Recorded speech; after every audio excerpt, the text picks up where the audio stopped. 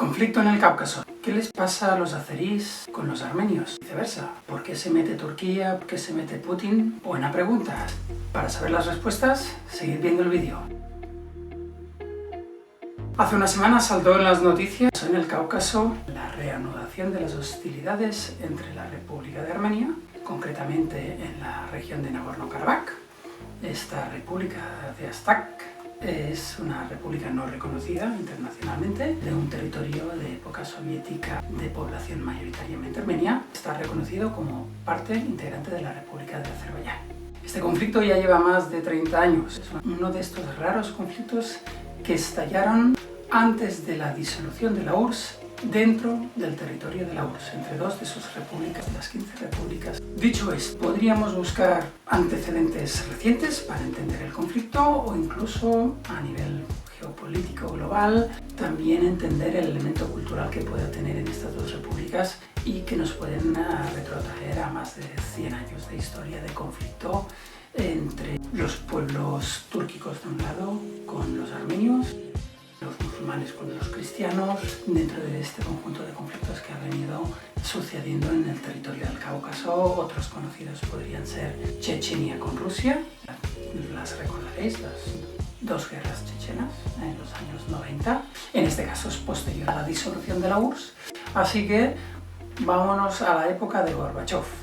Estamos en el año 89, la población de Nagorno-Karabaj es una región autónoma dentro de la República Socialista Soviética de Azerbaiyán y tiene una aplastante mayoría de población armenia, que es cristiana, de la iglesia armenia, es más parecida a la ortodoxia que al catolicismo. Y luego tendríamos a los azeríes, que son mayoritariamente de tradición musulmana. Algunos de vosotros conoceréis lo que es la ciudad de Bakú como uno de los principales centros de la producción de petróleo a principios de siglo, lo que ha llevado a que tenemos un conflicto en el cual el país más rico, que es Azerbaiyán, porque dispone de grandes reservas de gas y petróleo, gobernada por un dictador, hasta la fecha ha venido perdiendo todos los enfrentamientos con la República de Armenia, que es un país mucho más pobre y que no tiene recursos naturales y que de hecho ha tenido una larga tradición de emigración. Entonces, volviendo al 89, hay un movimiento civil en Nagorno-Karabaj donde se solicita al Secretariado General de la URSS que acepte un cambio de territorio. No sería nada nuevo, de hecho se habían venido dando cambios de territorio dentro de lo que eran las repúblicas socialistas soviéticas en toda su historia. Desde el momento en el cual la República de Estonia, la de Lituania o la de Letonia ingresaron voluntariamente a la URSS en época de Stalin, pues una parte de su territorio fue incorporada o traspasada a la República Federativa Socialista Soviética Rusa. Otros momentos fueron la creación de la República de Kazajstán, de Uzbekistán, del Kirguistán, de Tayikistán, las que pertenecían como regiones autónomas a la República Federal Rusa, pues fueron otro cambio, ¿no?, sustancial en las fronteras. Con la guerra soviético-finlandesa, en la cual Stalin se quedó una buena parte del territorio de Finlandia, en concreto la segunda mayor ciudad, que era Viipuri, con toda la zona de Karelia, pues se creó la República Socialista Soviética de Karelia, que fue parte, como sería Ucrania o Bielorrusia, de la Unión Soviética. En su momento pues fue de nuevo absorbida e integrada a la República Socialista Soviética Federativa Rusa. Luego tendríamos momentos en los cuales habría expansiones y reducciones. Georgia, la de Armenia, la de Azerbaiyán, en un momento formaban un conjunto que era la República Transcaucasia, luego se disgregaron en 3 repúblicas. En un momento dado, después de la guerra y las grandes deportaciones de poblaciones del Cáucaso dictadas por Stalin, tenemos regiones autónomas como Osetia, que se integraron en Georgia para luego ser devueltas de nuevo a Rusia. Y con todos estos cambios, pues yo imagino los armenios de Nagorno-Karabaj creían pues, que no habría más problema. Nagorno-Karabaj era mayoritariamente armenia, solicitaría al gobierno de Gorbachov que se integrara y se incorporara a la República de Armenia y tantas Pascuas. Pero al fin y al cabo, pues era una dictadura. Pero por uno u otro motivo el Moscú no dio el brazo a torcer. Los azeríes se opusieron obviamente a cualquier separación de su territorio y eso llevó a un conflicto armado entre milicias azeríes y milicias armenias en la zona de Nagorno-Karabaj, en las cuales tenían pues, nacionalistas armenios y nacionalistas azeríes que se oponían. Llevaba bastantes muertos. Armenia obviamente apoyó. Con la disolución de la URSS, el ejército soviético no hizo nada para apagar el conflicto, ni siquiera para ser un elemento disuasorio. Así que prontamente pues, Armenia y Nagorno-Karabaj están en zonas montañosas, mientras la mayoría de la población azerí vive en el llano de Azerbaiyán.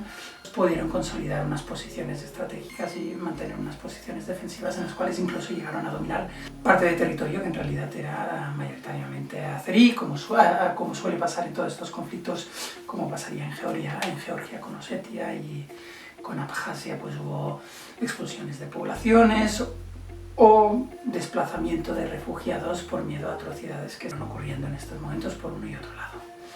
Y estamos hablando de los 90, estamos hablando en un momento en que la mayoría de las exrepúblicas iban poco a poco construyendo estructuras de Estado, consiguiendo más o menos reconocimiento internacional, y encontramos estos dos países en el mismo momento de su creación y ya nacen con este conflicto. Así que lo único que hemos tenido en los últimos 30 años ha sido que de vez en cuando pues han saltado chispas.